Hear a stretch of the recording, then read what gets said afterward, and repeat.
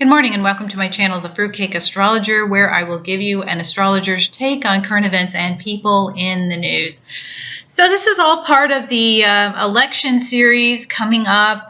I did President Trump's chart, and we saw that he has a chart of someone who could definitely be in danger. So I wanted to take a look at what his summer looks like. I believe the Democratic convention is in a few weeks, and we will know for sure whether Biden's going to be the nominee. Once that happens, I will do his natal chart and maybe take a look at what his summer looks like.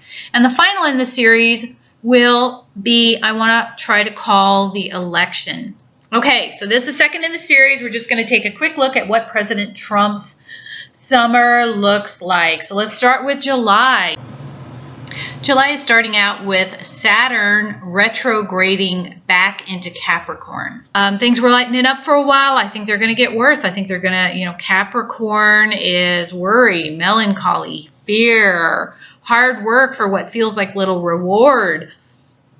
And it's going to stay that way until about Christmas. So I would expect things to be, scary, worrisome, fearful between now and Christmas. Now, on the 2nd, Trump had 2 transits. I believe he was giving a speech, anyway, I'm not positive about that. But anyway, today is the 5th, so we're just going to move on to the 5th. Now, there is a lunar eclipse. There was an lunar eclipse at midnight tonight. It didn't hit anything tightly in his chart, so we're going to bypass that. Now, Uranus is going to come and square Pluto on the 6th, which is tomorrow. Now, that's kind of generational. Uranus takes about 84 years to go around the zodiac, and Pluto takes about 360. So this is a bit generational, and it really speaks to me of riots. And anybody who comes down hard on the rioters it's not going to fare well for them. It will be the self-undoing. So, yikes, the riots and the yuck and stuff seems to keep going on. Now, July 9th, Jupiter in conjuncts his sun. Now, remember from Trump's natal chart, here it is. You see he has a stellium in the 10th house. He's got the North Node, Uranus, and the sun in Gemini. So Jupiter's coming along to do inconjuncts. Does that mean they are calling for him to step down? Does that mean he's going to remove someone in power? I think we saw Berman. Maybe Berman was removed on the 2nd. I can't remember. Anyway, I'm sorry. So is he going to reorganize somebody in his cabinet, step away from somebody? All those would fit.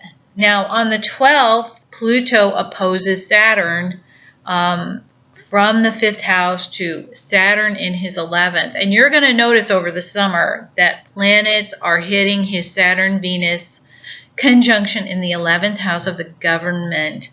Oppositions, of course, are pulling apart. The very important people, powerful people, potentially the stock market, this house, stock market, are pulling away from whatever work he's doing in the government. So, again, this is a bit generational. Again, Pluto takes 300 and something years to go around the zodiac, 360, I think, to go around the zodiac. So, a little bit generational, and I think that means that the unrest in the nation is going to continue, and that there is a huge segment, a powerful segment that wants him removed. Okay? Now, on the 17th, Neptune squares the North Node. Now, Neptune in the 7th. Neptune dissolves anything it touches. In square, it causes conflict, delays, problems, hardships. And it's squaring his North Node in the 10th. Is there some legal thing kicking off? Usually when there's Neptune, it's either there's deception or it's very difficult for it to take shape or form. I don't know, but it looks to upset him. I will say that. Again, the 26th, Jupiter comes up and inconjuncts that stellium in his 10th house. Remember the first time Jupiter came in and inconjuncted his sun? Now it's there inconjuncting his North Node. So kind of a theme this summer, whether he's getting rid of people, or people are calling for his ouster. I don't know, but look at this, guys. I mean, do you see a single positive aspect in his July? Not one. Holy smokes. We're seeing 3 inconjuncts: reorganization, separation, rejection. We are seeing an opposition, a pulling apart. 2 oppositions, a pulling apart, a backing away from. And we are seeing 2 squares. Ouch. Not a pleasant July for him. So let's move on to August. August 9th, he has his progressed moon septiling his Saturn in the 11th. And septiles to me are thinking aspects. They're the great circle divided by 7. You know, the thinking sign, thinking aspect. So progressions are big deals. They're about what happens inside us, who we are. And maybe he's rethinking whether he wants to do this government thing. You know, that...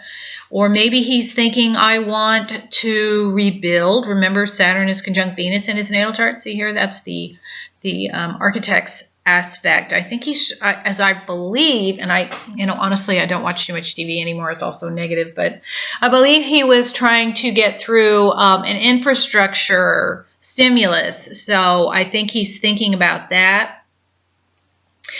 Now, on August 15th, Uranus is going to station retrograde. And, of course, Uranus is a planet of the unexpected, of riots, of rebels. Yeah, so I think there are going to be, the riots are just going to get worse. I think the riots are, it's not going to be good. Okay, August 16th, Saturn is going to inconjunct his Mars. Now, Saturn, Mars are frustration. I think he's getting really frustrated. But if he acts on this, Mars, in the 12th, he will undo himself. So, you know, whether he removes himself from everything that's going on, like he's kind of letting the Democratic governors, like he didn't go into Seattle, you know, he's kind of taken a step back. Will his frustration level reach, new heights? And say, well, you know, this rioting needs to stop. They need to, you know, stop defacing and rioting and looting and whatnot. I don't know. You know, Mars is the military. But I think if he does that, it will not serve him well. It looks to undo him. Now, Pluto then goes on and inconjuncts his sun. I mean, are you seeing all these outer planets hitting his personal planets? That stellium in the 10th house. His conjunction in the 11th. I mean, all these outer planets are just really hitting things in his natal chart, tensionally hitting them. So, you know, Pluto, another call to have him removed. You know, I would say Pluto is like power and control. The stock market may not be doing well in August 21st, and they're saying he needs to get out. And on August 26th, Jupiter, remember, Jupiter's, you know, just marching along that stellium in his 10th there. It's in conjuncting Uranus again, you know. And remember, Jupiter is the press. So the press may be saying, this guy needs to be, you know, removed from office. We need to rebel against his, you know, leadership. 10th, you know, that could be it as well.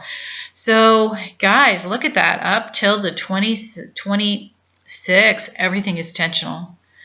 You know, everything's yuck. Now, on August 28th, I don't know if there is a positive aspect, finally, for 2 months, right? The North Node will sextile Mars in the 12th. If he were going to do any military, if he were going to send in the National Guard or whatever, you know, I think it would work out better on the 28th. So I hope he doesn't do anything on the 16th. Doesn't look so good. You know, the 12th house is also viruses. So maybe the fight, Mars, against the virus is maybe better than expected. There's some opportunity for him to come in and fight this virus. But again, yuck. In 2 months, we've looked and he's had one positive aspect. Not the best summer. Okay, let's go on and look at September. Oh, and the fun times just keep marching on. An opposition, a square, a square, a square, and a conjunct.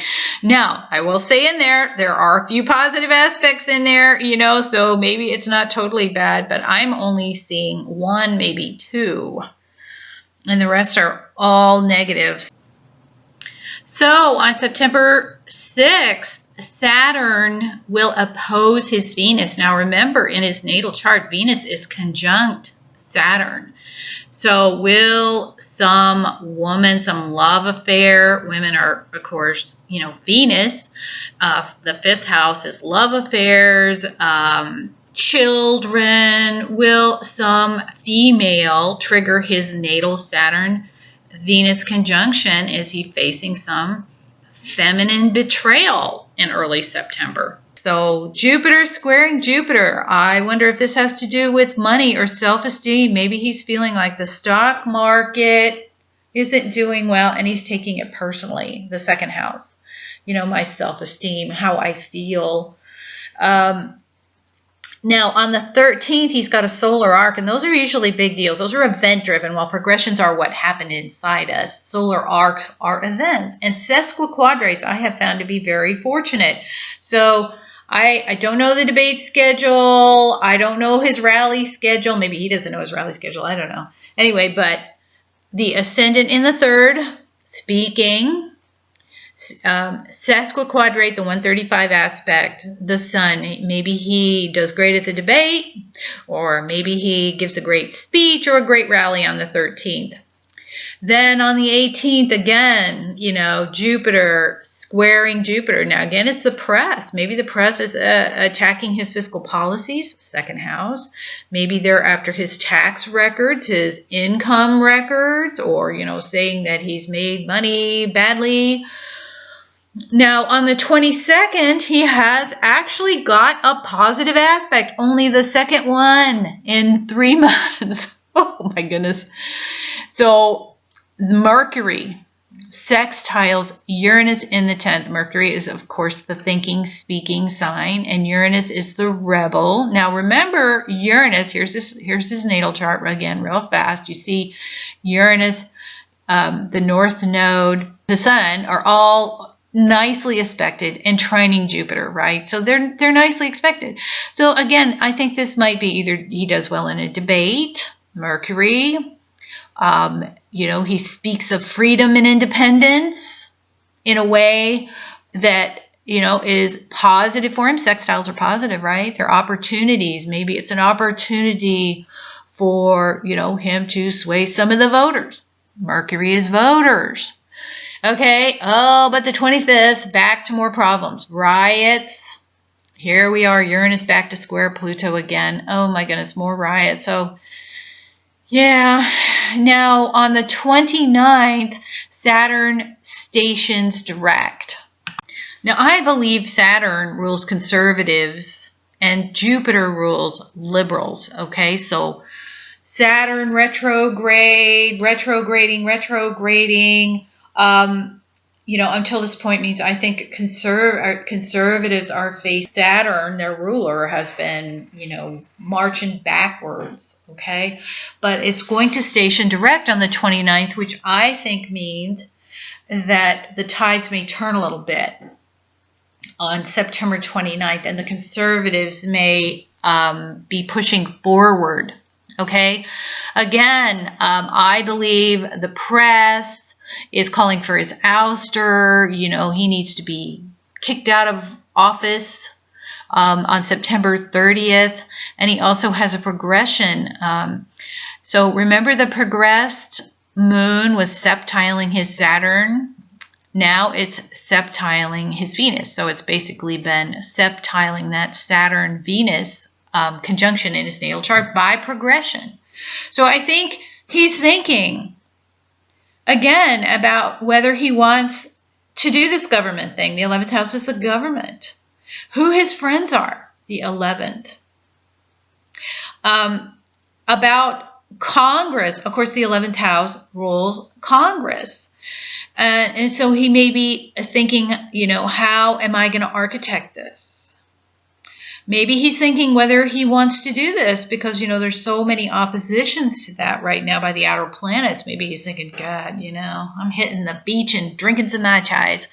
But anyway, if we look at July, August, and September, he's only got 2 positive aspects. All the rest are negative, maybe 3.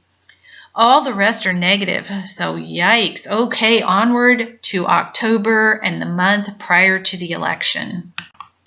So remember when we were looking at his natal chart, and I'll put it up here, that his Pluto was out of bounds and unexpected in his natal chart. So Pluto's a big deal in his chart, and unexpected planets are said to dominate any natal chart. Now, Pluto will be stationing direct on October 4th. So that tells me that he will start, getting more powerful, okay? The power that's been reversing, the Pluto retrograde, Pluto's going to start stationing. This may be a turning point, a pivot point for him where his power then, he grows more powerful.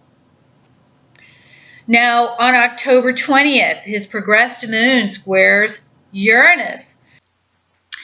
We always hear about the October surprise, where both parties will save some zinger. I wonder if his zinger is coming on the 20th.